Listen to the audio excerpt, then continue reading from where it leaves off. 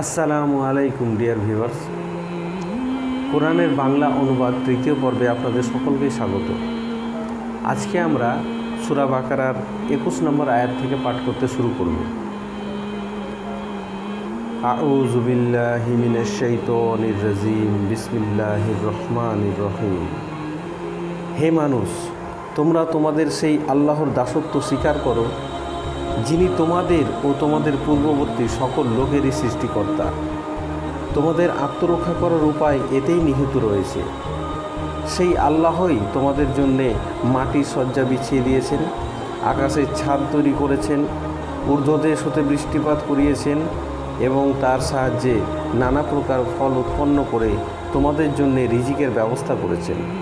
অতএব তোমরা যখন এসব কথা জানো, তখন অন্য কাউকেও আল্লাহর প্রতিদ্বন্দ্বী হিসাবে স্বীকার করো না। আমার বান্দার প্রতি যে গ্রন্থ অবতীর্ণ করেছি তা আমার প্রেরিত কি না সে বিষয়ে তোমাদের মনে যদি কোনো প্রকার সন্দেহ জেগে থাকে, তবে তার মতো একটি সূরা রচনা করে আনো। এজন্যে তোমাদের সকল সমর্থক ও একমতের লোকদের একত্র করো। এক আল্লাহ ছাড়া আর যার যার সাহায্য তোমরা চাও তা গ্রহণ করো। তোমরা সত্যবাদী হলে এই কাজ অবশ্যই করে দেখাবে, কিন্তু তোমরা যদি তা না করো, নিশ্চয় তা কখনো করতে পারবে না। তবে সেই আগুনকে তোমরা ভয় করো, যার ইন্ধন হবে মানুষ ও পাথর, যা সত্যদ্রোহী লোকদের জন্যে নির্দিষ্ট ও প্রস্তুত করা হয়েছে। এবং হে নবী, যারা এই কিতাবের প্রতি ঈমান আনে এবং সেই অনুসারে নিজেদের কাজকর্ম সংশোধন করে নেয়, তাদের এই সুসংবাদ দাও যে তাদের জন্যে এমন সব বাগিচা নির্দিষ্ট রয়েছে যেগুলির নিম্নদেশ হতে ঝর্ণাধারা প্রবাহিত থাকবে। এসব বাগিচার ফল বাহ্যত দেখতে পৃথিবীর ফলসমূহের মতোই হবে। যখনই কোনো ফল তাদের খেতে দেওয়া হবে, তখনই তারা বলে উঠবে, এই ধরনের ফলই ইতিপূর্বে পৃথিবীতে আমাদের দেওয়া হতো। তাদের জন্যে তথায় পবিত্রা স্ত্রী হবে এবং তারা সেখানে চিরদিন থাকবে। বস্তুত আল্লাহ মশা কিংবা তদপেক্ষাও নিকৃষ্টতর কোনো জিনিসের দৃষ্টান্ত পেশ করতে কিছুমাত্র লজ্জাবোধ করেন না।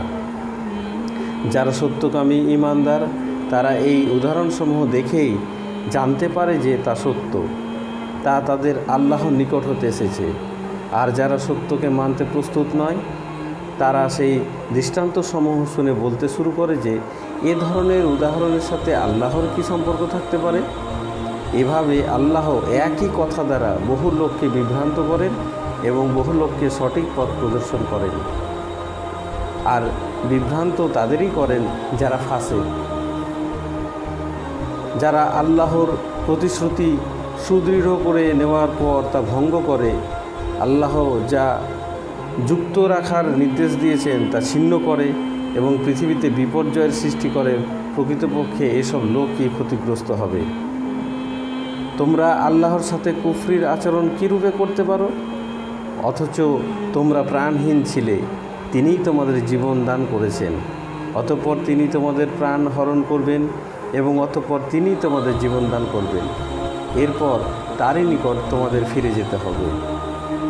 একমাত্র তিনিই তোমাদের জন্য পৃথিবীর সমস্ত জিনিস সৃষ্টি করেছেন। অতঃপর উপরের দিকে লক্ষ্য করলেন এবং 7 আকাশ রচনা করলেন। বস্তুত তিনি প্রত্যেকটি জিনিস সম্পর্কেই অভিজ্ঞ।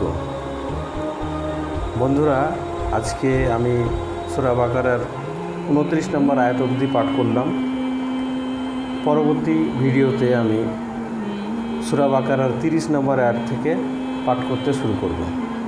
আজ এই পর্যন্ত বন্ধুরা। আসসালামু আলাইকুম ওয়া রাহমাতুল্লাহি ওয়া বারাকাতুহু।